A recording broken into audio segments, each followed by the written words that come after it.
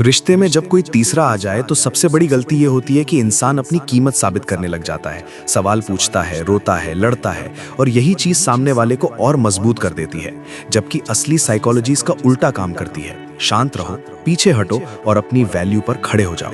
क्योंकि तीसरा इंसान ज्यादातर नया एक्साइटमेंट होता है, लेकिन सुरक्षा नहीं, गहराई नहीं। अब जैसे ही तुम बिना आरोप लगाए, बिना ड्रामा किए अपनी इमोशनल अवेलेबिलिटी कम कर देते हो, कॉल मैसेज घटा देते हो और ये दिखा देते हो कि तुम्हारी जिंदगी सिर्फ उसी इंसान के इर्द गिर्द नहीं घूमती, उसी पल सामने वाले के दिमाग में असुरक्षा जन्म लेती है।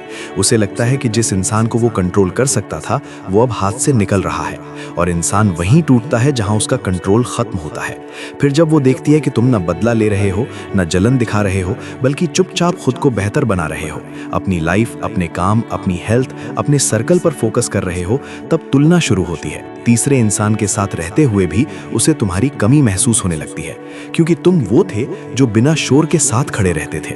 और जैसे जैसे तुम्हारी गैर मौजूदगी स्थायी लगने लगती है, उसका दिल बेचैन होने लगता है। उसे तुम्हारी याद तभी आती है जब वो तुम्हें भूलने की कोशिश करती है, और यही वो पॉइंट होता है जहां वो अंदर ही अंदर टूटती है। क्योंकि उसे समझ आता है कि उसने किसी ऐसे इंसान को खो दिया जो भीख नहीं मांगता था, जो सम्मान के बिना रिश्ता नहीं निभाता था, और अगर वो वापस आती भी है तो अक्सर रोती हुई, पछताती हुई। इसलिए नहीं कि तीसरा इंसान बुरा था, बल्कि इसलिए कि उसने तुम्हारी वैल्यू बहुत देर से समझी। लेकिन याद रखना, इस साइकोलॉजी का मकसद किसी को रुलाना नहीं, खुद को कमजोर होने से बचाना है। क्योंकि जब तुम खुद को चुन लेते हो, तब सामने वाला चाहे आए या ना आए, तुम पहले ही जीत चुके होते हो। असली खेल तब शुरू होता है जब सामने वाला ये महसूस करने लगता है कि तुम सिर्फ दूर नहीं हुए, बल्कि इमोशनली अनअवेलेबल हो चुके हो।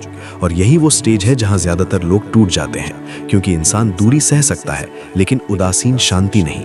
अब तुम्हें ना तो अचानक गायब होना है, ना ब्लॉक अनब्लॉक का खेल खेलना है। बस सीमित, सम्मानजनक और न्यूट्रल रहना है, ताकि उसे ये लगे कि तुम नाराज नहीं हो, बल्कि आगे बढ़ चुके हो। और जब वो कभी कभी मैसेज करके पुरानी बातें छेड़े, इमोशनल कार्ड खेले या तुम्हारी रिएक्शन जांचने की कोशिश करे, तब तुम्हें वही करना है जो सबसे मुश्किल होता है, रिएक्ट नहीं करना। क्योंकि जिस दिन उसे यह एहसास हो जाता है कि तुम अब उसके मूड से प्रभावित नहीं होते, उसी दिन उसके अंदर डर बैठने लगता है कि अगर ये सच में निकल गया तो। अब तीसरे इंसान के साथ रहते हुए भी उसका दिमाग दो हिस्सों में बंटने लगता है। एक तरफ नया रिश्ता, दूसरी तरफ तुम्हारी शांति, तुम्हारा संतुलन, तुम्हारा आत्मसम्मान। और ये तुलना धीरे धीरे उसे थका देती है, क्योंकि तीसरा इंसान उसे अटेंशन दे सकता है, लेकिन वो सुरक्षा नहीं दे सकता जो तुम बिना शर्त देते थे। अब जैसे जैसे तुम्हारी लाइफ सेटल होती जाती है, तुम अपने गोल्स, रूटीन और हैप्पीनेस पर काम करते हो, वैसे वैसे उसके अंदर एक गिल्ट पनपने लगता है। उसे लगता है कि उसने किसी ऐसे इंसान को चोट पहुंचाई जो फिर भी उसे बदनाम नहीं कर रहा। और गिल्ट वो चीज है जो इंसान को अंदर से रुलाती है। अब वो तुम्हें भूलने की कोशिश करेगी, लेकिन हर कोशिश में तुम्हारी याद और ज्यादा तेज हो जाएगी, क्योंकि तुमने ना लड़ाई की, ना भीख मांगी, ना साबित करने की कोशिश की। तुम बस खुद को चुनकर चुपचाप आगे बढ़ गए। और यही वो साइकोलॉजी है जहां इंसान बाहर से मजबूत दिखता है, लेकिन अंदर से बिखरने लगता है। और अक्सर यहीं से वापसी का ख्याल जन्म लेता है, डर के साथ, पछतावे के साथ, आंसुओं के साथ। जहां सामने वाला अब सिर्फ कंफ्यूज नहीं रहता, बल्कि अंदर ही अंदर टूटना शुरू कर देता है। क्योंकि इस स्टेज तक पहुंचते पहुंचते उसे ये साफ दिखने लगता है कि तुम अब ऑप्शन नहीं रहे, तुम एक क्लोज्ड चैप्टर बनते जा रहे हो। और इंसान को सबसे ज्यादा डर उसी चीज से लगता है जो हाथ से निकलकर हमेशा के लिए दूर जाती दिखे। अब तुम्हारी शांति, तुम्हारा बैलेंस और तुम्हारा बिना शिकायत आगे बढ़ जाना उसके दिमाग में सवाल खड़ा करता है, क्या वाकई मैंने गलत इंसान को खो दिया? और यहीं तीसरे इंसान के साथ उसके रिश्ते की असलियत सामने आने लगती है। क्योंकि तीसरा इंसान उसे डिस्ट्रैक्ट तो कर सकता है, लेकिन वो उसे मिरर नहीं दिखा सकता, वो उसे उसकी गलती का एहसास नहीं करा सकता। और जैसे जैसे गिल्ट और इनसिक्योरिटी साथ साथ बढ़ती हैं, उसका व्यवहार बदलने लगता है। कभी ज्यादा केयर दिखेगी, कभी अचानक उदासी, कभी तुम्हारी ऑनलाइन प्रेजेंस पर नजर, कभी तुम्हारे नाम से जुड़ी छोटी छोटी चीजों पर इमोशनल हो जाना। और इस पूरे समय तुम्हारी सबसे बड़ी जीत ये होती है कि तुम कुछ भी प्रूव करने की कोशिश नहीं करते, क्योंकि जो इंसान सच में तुम्हारी वैल्यू समझता है, उसे शब्दों की जरूरत नहीं होती। अब जब वो देखती है कि तुम नए लोगों से रिस्पेक्ट के साथ पेश आ रहे हो, अपनी जिंदगी में स्टेबल हो रहे हो और बिना बिटरनेस के खुश रहने की कोशिश कर रहे हो, तब उसके अंदर एक डर बैठ जाता है कि अगर ये सच में किसी और की जिंदगी बन गया तो।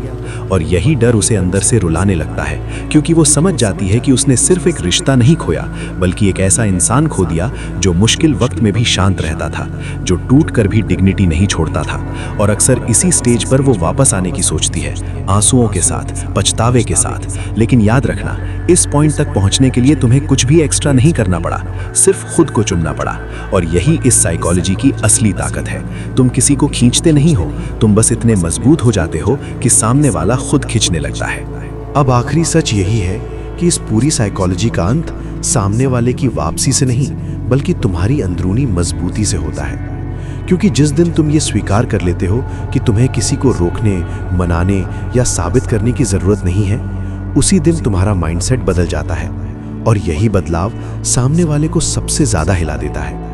जब उसे दिखता है कि तुमने उसे बदनाम नहीं किया, बदला नहीं लिया, रोकर सहानुभूति नहीं मांगी, बल्कि शांति के साथ अपनी सीमाएं तय कर ली, तब उसे पहली बार एहसास होता है कि उसने जिस इंसान को हल्के में लिया था वो अंदर से कितना मजबूत था।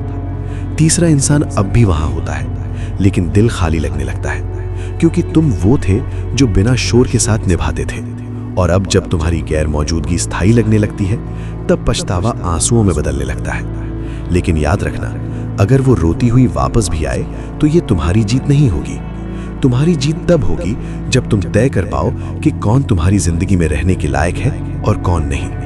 क्योंकि स्टोइक माइंडसेट यही सिखाता है कि हम दूसरों के एक्शंस कंट्रोल नहीं करते, हम सिर्फ अपनी डिग्निटी, अपना चरित्र और अपनी शांति कंट्रोल करते हैं। और जो इंसान तुम्हें खोकर सीखता है, उसे वापस आने का अधिकार भी तुम्हारे स्टैंडर्ड्स पर ही मिलता है। इसलिए साइकोलॉजी को हथियार नहीं, ढाल की तरह इस्तेमाल करो, ताकि तुम टूटो नहीं, झुको नहीं और खुद से नजरें मिलाकर जी सको। अगर ये शब्द तुम्हें मजबूत महसूस करवा रहे हो, अगर तुम भी किसी ऐसे मोड़ पर हो जहां खुद को चुनना जरूरी है, तो इस वीडियो को लाइक करो ताकि ये सोच और लोगों तक पहुंचे। चैनल को सब्सक्राइब करो स्टोइक ज्ञान, क्योंकि यहाँ हम रिश्तों में पकड़ना नहीं, खुद को बचाना सिखाते हैं। और कमेंट में लिखो सेल्फ रिस्पेक्ट ओवर अटैचमेंट, क्योंकि जो इंसान खुद को चुन लेता है, उसके सामने कोई तीसरा, कोई धोखा, कोई कमी कभी उसे कमजोर नहीं कर सकती।